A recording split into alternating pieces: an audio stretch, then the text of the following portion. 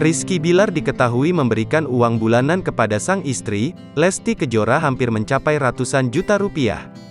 Tak hanya itu, Rizky Bilar juga mengaku memberikan Lesti Kejora fasilitas kartu kredit tanpa limit.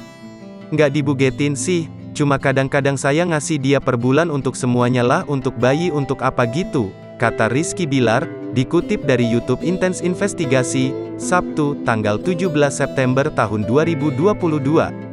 Untuk per bulan sebenarnya saya itu kasih dia 2, dikirimin uang hampir 3 digit. Plus saya kasih fasilitas kartu kredit yang mana itu bebas dia gunakan, sambungnya. Mendapatkan nafkah yang hampir ratusan juta, Lesti Kejora mengaku sangat bersyukur. Lesti pun bersyukur memiliki suami seperti Rizky Bilar yang dinilainya bertanggung jawab.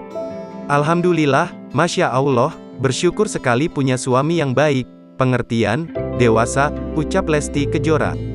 Kita kan, pernikahannya, masih seumur jagung, jadi kita selalu komunikasi, kita masih banyak yang mesti kita pelajari, tambahnya. Di sisi lain, Rizky Bilar juga bersyukur memiliki istri seperti Lesti Kejora. Saya bersyukur banget punya pasangan yang sedikit berbeda, tapi saling mengisi, terang Bilar, sapaan akrabnya.